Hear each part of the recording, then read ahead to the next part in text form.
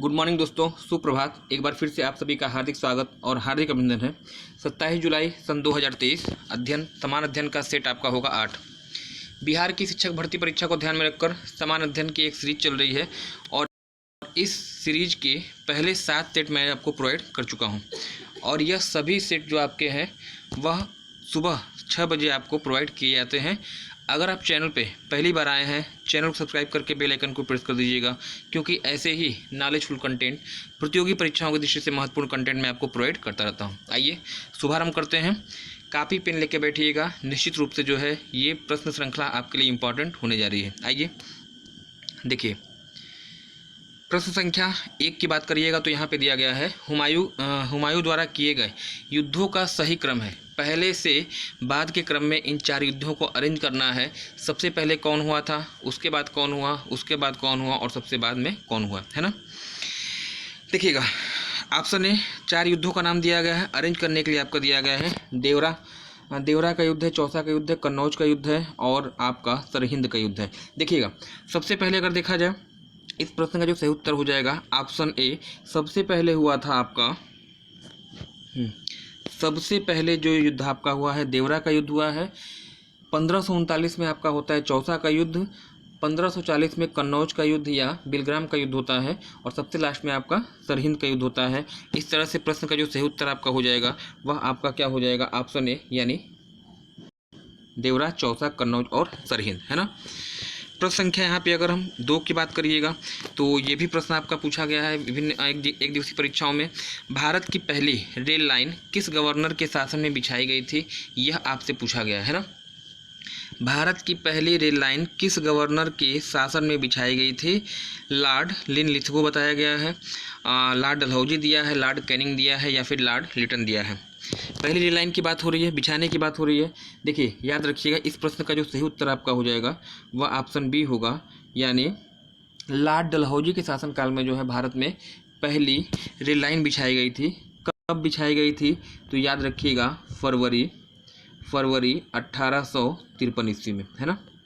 फरवरी 1853 ईस्वी में लॉर्ड डलहौजी के शासनकाल में पहली रेलवे लाइन बिछाई गई थी बम्बई से थाने के बीच में और 16 अप्रैल, है ना, 16 अप्रैल सन 1853 ईस्वी में जो है पहली ट्रेन चलाई गई थी इन दोनों स्टेशनों के बीच में और दोनों समय जो वायसराय थे वह लॉर्ड डलहौजी ही थे, ठीक है ना।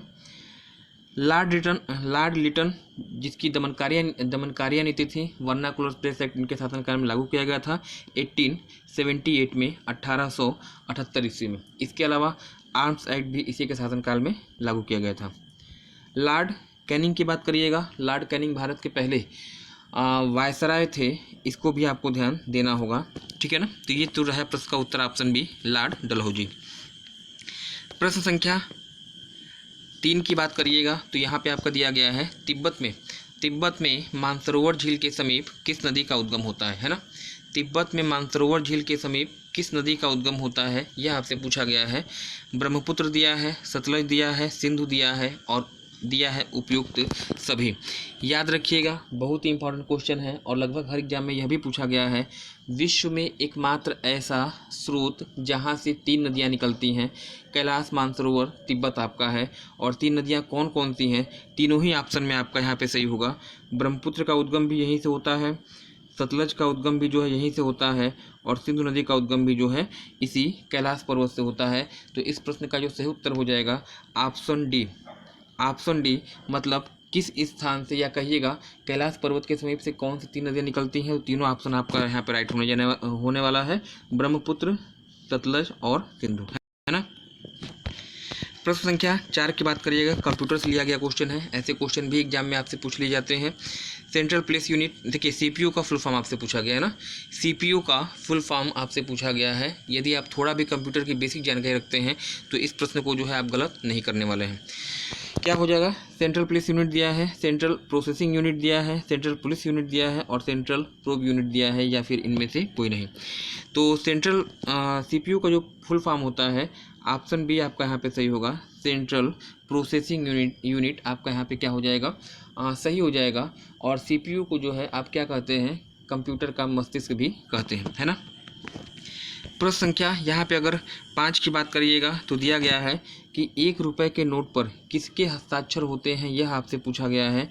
आरबीआई के गवर्नर दिया है, वित्त मंत्री का दिया है, वित्त मंत्रालय के सचिव का दिया है, एसबीआई के मैनेजर का दिया है, या फिर इनमें से कोई नहीं। ठीक है ना। 1 रुपये के नोट पर किसका हस्ताक्षर होता है, यह आपसे पूछा गया है। याद रखिएगा, 1 रुपये के अलावा, ठीक है, 1 रुपये के अलावा जितने भी नोट होते हैं, चाहे वह 2 का नोट हो, चाहे 5 का हो, चाहे 10 का हो, 20 का हो, 100 का हो, 50 का हो, या फिर 200 का हो, हर नोट पे आरबीआई के गवर्नर का हस्ताक्षर होता है। ये आपको ध्यान देना है। 1 रुपये का नोट अपवाद है, इस पर जो है वित्त मंत्रालय के सचिव, ऑप्शन सी आपका सही हो जाएगा। 1 रुपये के नोट पर वित्त मंत्रालय के सचिव का हस्ताक्षर होता है। बाकी जितने नोट हैं सब पे आरबीआई के गवर्नर का हस्ताक्षर होता है। आप मुझे कमेंट सेक्शन में बताइएगा, आज की डेट में भारत की जो आरबीआई है, आरबीआई के जो गवर्नर हैं उनका नाम क्या है। कमेंट सेक्शन में मुझे कमेंट करके बताइएगा ना। प्रश्न संख्या 6 की बात कर लीजिएगा। केंद्रीय शाक भाजी अनुसंधान संस्थान कहाँ पर स्थित है, ये आपसे पूछा गया है। शाक भाजी अनुसंधान संस्थान कह लीजिएगा, या फिर इसी को आप क्या कहते हैं, सब्जी अनुसंधान संस्थान कह लीजिए, या फिर ऐसे कहिए Indian institute of vegetable research कह लीजिएगा। तीनों आपकी बात वही है। कहाँ पर स्थित है, तो सबसे प्रचलित क्वेश्चन, स्पेशली यूपी स्पेशल का अगर कोई एग्जाम दे रहे हैं तो यहाँ पे प्रश्न आपका 100% आपको मिल जाता है। इस प्रश्न का जो सही उत्तर होगा, इस प्रश्न का जो सही उत्तर आपका होने जा रहा है वह हो जाएगा ऑप्शन बी। शाक भाजी अनुसंधान संस्थान कहाँ पर स्थित है, ऑप्शन बी आपका यहाँ पे सही हो जाएगा, यानी वाराणसी में, है ना। प्रयागराज की बात कर लीजिए। प्रयागराज में हरिश्चंद्र अनुसंधान संस्थान स्थित है, और साथ ही साथ आपका जो है यहीं पे MNIT यानी मोतीलाल नेहरू इंफॉर्मेशन टेक्नोलॉजी आपका यहीं पे प्रयागराज में स्थित है। नई दिल्ली की बात करिएगा तो यहीं पे आपका केंद्रीय मौसम विज्ञान संस्थान भी आपका स्थित है, और कृषि अनुसंधान परिषद भी आपका नई दिल्ली में स्थित होगा। चलिएगा, प्रश्न संख्या यहाँ पे अगर 7 की बात करिएगा, दिया गया है उत्तर प्रदेश का सबसे पहला वन्य जीव अभ्यारण्य कहाँ पर स्थित है, यह आपसे पूछा गया है। उत्तर प्रदेश का पहला वन्य जीव अभ्यारण्य कहाँ पर स्थित है। हस्तिनापुर वन्य जीव विहार दिया है, सुहागी बरवा वन्य जीव विहार दिया है, सुहेलवा वन्य जीव विहार दिया है, और चंद्रप्रभा वन्य जीव विहार दिया है। तो पहले इस प्रश्न का मैं आपको उत्तर दे दूँ, इसके बाद इसका एक्सप्लेनेशन पर चर्चा करते हैं।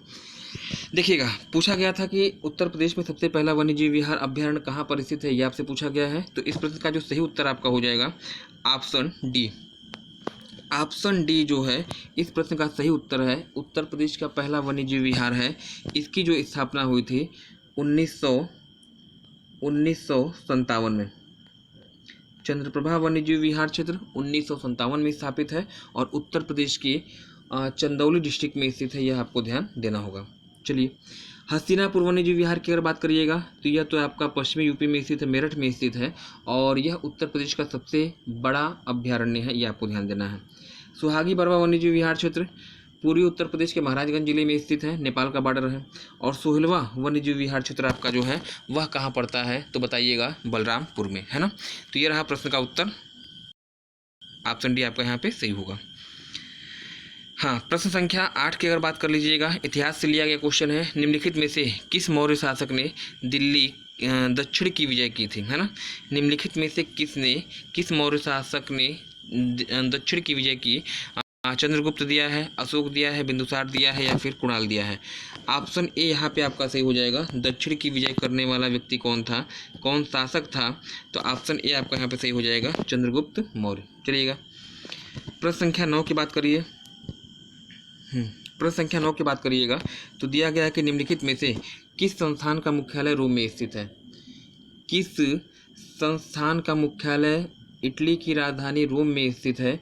यूनिसेफ दिया है, ILO दिया है, AFO दिया है, यानी सॉरी FAO दिया है, और IFO दिया है ना। देखिए, अब हो जाएगी समस्या। अगर आपको इसमें दिया गया जो ऑप्शन दिया गया इसका फुल फॉर्म नहीं मालूम है, तो निश्चित रूप से आप प्रश्न जो है क्या करने वाले हैं, वह आप गलत करने वाले हैं, है ना। पहली चीज़, यूनिसेफ तो आपका कंफर्म है। यूनिसेफ का मुख्यालय आपका यूनिसेफ का मुख्यालय आपका पेरिस में है, ना कि रोम में है। तो ये तो आपका पहले ही ऑप्शन क्या हो जाएगा, एलिमिनेट हो जाएगा। ILO का मतलब होता है इंटरनेशनल लेबर्स ऑर्गेनाइजेशन, यानी अंतर्राष्ट्रीय श्रम संगठन, और इसका मुख्यालय स्विट्जरलैंड के जिनेवा में पड़ता है। तो ये भी आपका क्या हो जाएगा, गलत हो जाएगा। FAO ये कोई संगठन है ही नहीं, ठीक, ये भी आप गलत है। बच गया क्या, IFO इंटरनेशनल फूड ऑर्गेनाइजेशन, यानी अंतर्राष्ट्रीय खाद्य संगठन आपका है। और ऑप्शन डी आपका जो यहाँ पे राइट हो जाएगा, यानी IFO का हेडक्वार्टर जो है वो कहाँ स्थित है, तो आप बताइएगा, रोम में स्थित होगा ना। चलिएगा नेक्स्ट, और इस सेशन का अंतिम क्वेश्चन, आज मैं केवल 10 ही क्वेश्चन ले आया हूँ, समय के अभाव की वजह से जो है थोड़ी टाइपिंग कम हुई थी, फिलहाल उससे कोई दिक्कत नहीं है, आगे प्रॉपर आपकी कंटिन्यू आप क्लासेस चलती रहेंगी। निम्नलिखित में से कौन सुमेलित है, ये आपसे पूछा गया है ना। निम्नलिखित में से कौन सुमेलित है, ये आपसे पूछा गया है। जिम कॉर्बेट नेशनल पार्क दिया है गंगा, जिम कॉर्बेट राष्ट्रीय उद्यान गंगा नदी दिया है, कांजीरंगा नेशनल पार्क मानस दिया है, silent valley national park Kaveri दिया है, और डी ऑप्शन आपका दिया है उपयुक्त सभी, और ई ऑप्शन आपका दिया है इनमें से कोई नहीं, है ना। कौन सुमेलित है, ये आपसे पूछा गया। देखिए जिम कॉर्बेट, अब यहाँ पे क्या है चीज़, संबंध कैसे स्थापित करेंगे, क्या पूछना चाह रहा है। एक तरफ नेशनल पार्क दिया है, एक तरफ नदी दिया है, मतलब ये है कि जैसे नेशनल पार्क के बीच में से कोई नदी आपकी प्रवाहित हो रही है। अब कौन सा सुमेलित है, किस नेशनल पार्क से कौन सा सुमेलित है, ये आपसे पूछा गया है, ठीक है ना। देखिए जिम कॉर्बेट नेशनल पार्क, देखिए जहाँ तक मुझे जो लग रहा है ये प्रश्न थोड़ा सा मिस्टेक है, क्योंकि अगर मैं सही इसको फिक्स करना चाह रहा हूँ तब भी ये फिक्स नहीं हो पा रहा है। क्यों नहीं, जिम कॉर्बेट नेशनल पार्क की अगर बात करिएगा, जिम कॉर्बेट नेशनल पार्क से गुजरती कौन सी नदी है, यहाँ गंगा दिया है, जबकि एक्चुअल में क्या होना चाहिए, रामगंगा, है ना। राम गंगा की सहायक है, और ये जिम कॉर्बेट नेशनल पार्क के बीच से प्रवाहित होती है। काजीरंगा नेशनल पार्क कहाँ स्थित है, असम में, और इसके मध्य से मानस नदी प्रवाहित होती है, जो कि ब्रह्मपुत्र की सहायक है, ये भी आपका सुमेलित है ना। अगर हम रामगंगा यहाँ पे कर देते हैं तो ऑप्शन ए आपका सही हो जाएगा, ऑप्शन बी मानस, ये भी आपका सही हो जाएगा। साइलेंट वैली नेशनल पार्क आपका केरल में स्थित है, और यहाँ से कावेरी बहती है, तो ये भी आपका राइट हो जाएगा। तो मेरे अनुसार मुझे जहाँ तक लगता है कि ये तीनों ही ऑप्शन क्या है, बिल्कुल राइट हैं, तीनों ही सुमेलित हैं। यदि हम रामगंगा को क्या कर दें, यहाँ पे लिख दें, लेकिन अगर हम गंगा को लेकर चलते हैं तो ए वाला ऑप्शन जो है क्या हो जाएगा, वो रॉन्ग हो जाएगा, और नीचे वाले दोनों सही हो जाएंगे। मतलब उत्तर में आपका क्या आना चाहिए, कौन सुमेलित है, बी और सी, जो कि ऑप्शन मुझे दिखाई नहीं दे रहा है। तो उस कंडीशन में आपका यहाँ पे मैं रामगंगा करता हूँ और तीनों ही सुमेलित होंगे। ऑप्शन डी यहाँ पे क्या हो जाएगा, ऑप्शन डी आपका यहाँ पे क्या हो जाना चाहिए, सही हो जाना चाहिए। उपयुक्त सभी ऑप्शन क्या है, सुमेलित है ना। तो थोड़ी सी टाइपिंग मिस्टेक है। जिम कॉर्बेट नेशनल पार्क से रामगंगा गुजरती है, कांजीरंगा से मानस गुजरती है, और साइलेंट वैली नेशनल पार्क से आपकी कावेरी नदी गुजरती है ना। तो ये रहे महत्वपूर्ण 10 प्रश्न जो आपके लिए इम्पॉर्टेंट होंगे, है ना। जी हाँ, ये आपका स्लाइड ओवर हो चुका है। उम्मीद है कि आप सभी लोग अच्छे से होंगे। चैनल पे अगर आप पहली बार आए हैं, चैनल को सब्सक्राइब करके बेल आइकन को प्रेस कर दीजिएगा, क्योंकि ऐसे ही नॉलेजफुल कंटेंट मैं आपको प्रोवाइड करता रहता हूँ। धन्यवाद, हैव ए नाइस डे।